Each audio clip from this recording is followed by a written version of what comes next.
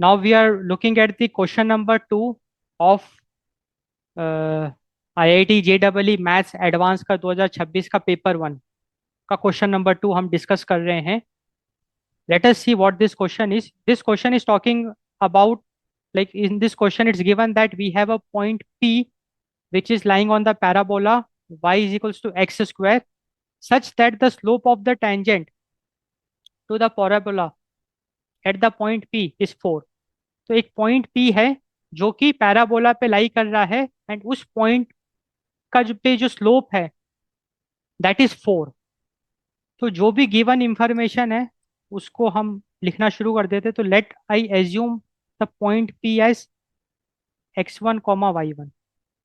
Similarly I have a point Q which is in the first quadrant. इसका मतलब both x and y should be positive, and which is also lying on the circle x square plus y square is equals to 2, such that the slope of the tangent to the circle at the point Q is -1. तो point Q है, उसको मैं x2 y2 मान लेता हूँ. ये point circle पे लाई कर रहा है, एंड इस पॉइंट के अलोंग जो भी टेंजेंट है उसकी वैल्यू गिवन है. Similarly we have a point R जो कि फर्स्ट क्वाड्रेंट में लाई कर रहा है, एंड जो एलिप्स पे भी मौजूद है.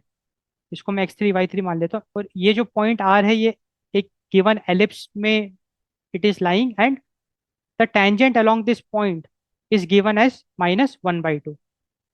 अब क्वेश्चन में ये पूछा है कि पी क्यू आर, अगर हम एक ऐसा सर्कल बनाए which passes through the points P Q R, then what will be the radius of that circle. तो जेडब्ल्यू एडवांस के हिसाब से ये आप कह सकते हैं कि बहुत इजी क्वेश्चन आपको मिला है. इसको कैसे करते हैं समझते हैं. देखो, अगर पॉइंट पी पैराबोला पे लाई कर रहा है तो पक्की बात है कि वो पॉइंट उस पैराबोला की इक्वेशन को सेटिस्फाई करेगा. तो मैं कह सकता हूँ कि y1 will be x1 square.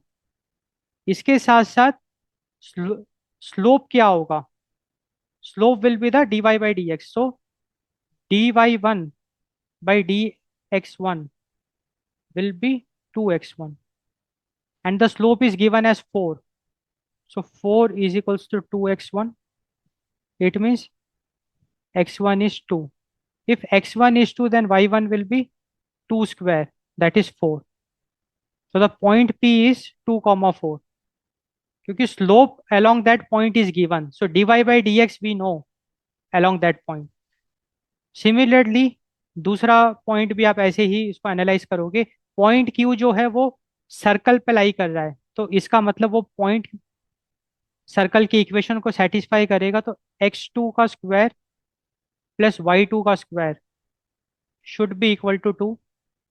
अब अगर हम इसको डिफरेंशिएट करते हैं तो will get 2x2 plus 2y2 dy2 by dx2 will be 2.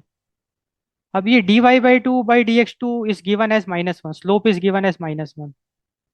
तो ये हो जाएगा 2x2 -2y2. और यहाँ पे राइट हैंड साइड में एक्चुअली जीरो आएगा क्योंकि हम डिफरेंशिएट कर रहे हैं, तो कांस्टेंट का डिफरेंशिएशन जीरो होता है. तो यहाँ से हमको मिलेगा x2 is equals to y2. अगर ऐसा है तो y2 की जगह पे मैं x2 पुट कर सकता हूँ. तो आई विल गेट 2x2 का square, like x2 square plus x2 square is 2. 2x2 का स्क्वायर इज 2. सो x2 की वैल्यू मुझे मिलेगी प्लस या -1.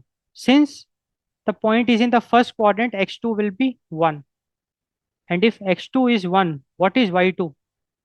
Y2 will be 2, like under root of 2 minus 1. So it will also be 1. So point Q will be 1 comma 1. Similarly, अगर हम तीसरा point R की बात करें, it is lying on the ellipse. So this point will satisfy the equation of ellipse. x cube नहीं x3 का square plus 4y3 का square should be equal to 8. Let us differentiate both the sides. So 2x3 plus 8y3 dy by dx should be equal to 0. Now dy by dx is given as -1/2. So 2x3 plus 8y3 -1/2. Should be zero. तो ये हो जाएगा -4। सो to, अगर मैं common ले लूँ, x3 will be equal to 2y3।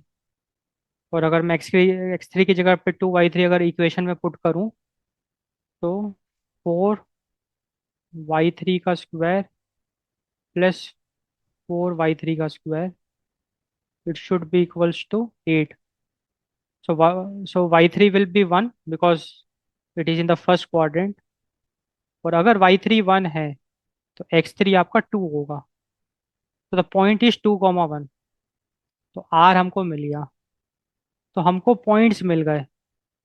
अब अगर हम पॉइंट्स को प्लॉट करने की कोशिश करें, 0, 1, 2, 3, 4, 1, 2। तो पहला पॉइंट है 2, 4, पॉइंट P। दूसरा पॉइंट है 1, 1, पॉइंट Q। तीसरा पॉइंट है 2, 1, पॉइंट R। तो साफ साफ हमको दिख रहा है कि एक राइट एंगल ट्राइंगल बन गया। And since we have a circle passing through these points, तो हम यहाँ पे एक सर्कल की बात कर रहे हैं। यहाँ पे हम एक सर्कल की बात कर रहे हैं। और एक बहुत इंटरेस्टिंग प्रॉपर्टी है जो यहाँ पे यूज हो रही है। वो प्रॉपर्टी ये है, circle of a right angle triangle has its diameter resting exactly on the hypotenuse of the right angle triangle। मतलब कि प्रॉपर्टी ये कहती है कि अगर आपके पास एक राइट एंगल ट्राइंगल है, और अगर आप उस राइट एंगल ट्राइंगल के तीनों वर्टिसेस को मिला के एक सर्कल बनाते हो जिसको हम सर्कल कहते हैं, तो पक्की बात है कि जो उस राइट एंगल ट्राइंगल का हाइपोटेनस हाइपोटेनस होगा, that will be the diameter of the circle. अब इस क्वेश्चन में ये जो सर्कल है इसका रेडियस पूछा है, तो आप हाइपोटेनस निकाल के उसको हाफ कर दो। तो देखो क्यू आर कितना होगा, Q R will be 1 and this will be 3 PR।